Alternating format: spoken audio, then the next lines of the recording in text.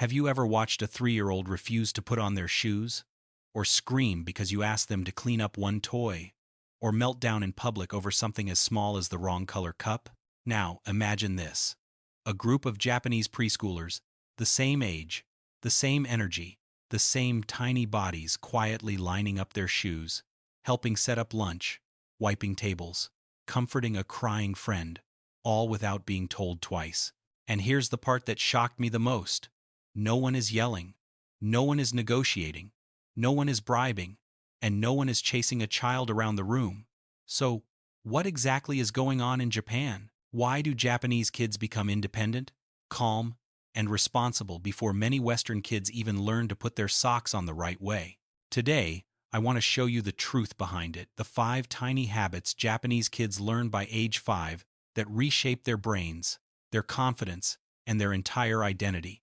And the surprising part? These habits are so small. Most parents don't even recognize them as parenting. But once you see them, you'll never unsee them again. Let's begin. In Japan, every item a child touches has a home. Shoes, crayons, backpacks, lunchboxes, books. And after using something, Japanese kids put it back every time. Not because they're more obedient, not because parents nag them, but because this habit is built into everyday life. A child puts down a toy. Mom quietly points to the toy's home. A child enters the house, they place shoes on the shelf.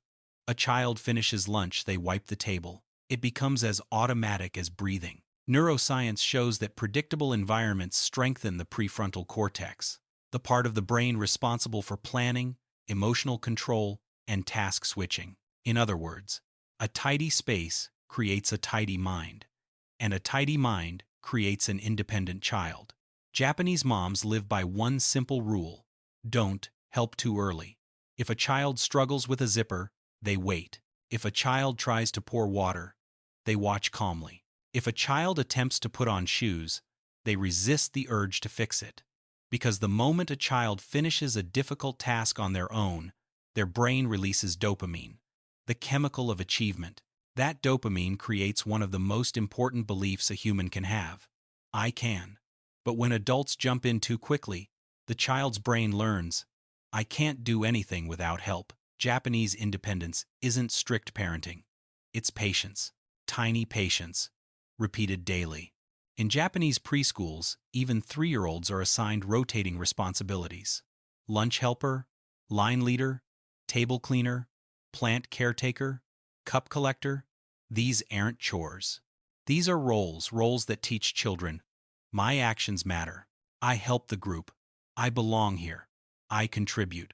American parents often teach children to ask, what do you want? What do you feel? Japan adds another layer. How do your actions affect everyone else? This builds pro-social behavior, which research shows increases empathy, cooperation, emotional resilience, social awareness. By age 5, Japanese kids understand something powerful. Life is easier when we take care of each other. Japanese parents don't fight tantrums. They don't overpower them. They neutralize them. The method is simple. The adult kneels down, softens their voice, stays close, breathes slowly. They don't say, stop crying. You're being dramatic. You're embarrassing me. Instead, they say, I'm here. Let's breathe together. Why is this so effective? Because young children borrow the adult's nervous system. This is called co-regulation. A calm parent creates a calm child. A stressed parent amplifies a stressed child. By age 5, Japanese kids have practiced this ritual hundreds of times. The result? Their nervous systems learn calmness as a habit, not a reaction. In Japan, even toddlers are trusted with real, meaningful tasks: folding cloths, wiping spills, organizing crayons, sweeping small areas, carrying dishes, cleaning their classroom. But here's the secret. Adults never redo the child's work, because if you fix it, you erase the value of their contribution. Japanese parents want children to feel, I made a difference, I helped, I matter. Psychologists call this identity-based motivation. Children don't act because someone told them to. They act because they believe. I am helpful. I am capable. This is who I am. Once identity locks in, independence becomes effortless. Every tiny habit Japanese kids learn is designed for one outcome: build identity, not obedience. Because obedience depends on supervision. But identity lasts for life. Japanese kids grow up independent, not because they were forced, but because tiny habits convince them. I am capable. I am responsible. I can do it myself. And that belief becomes their superpower. If these tiny Japanese habits inspired you, imagine what your child could become with just one small change each day. This channel is here to help you build better habits, better minds, and better days for your family.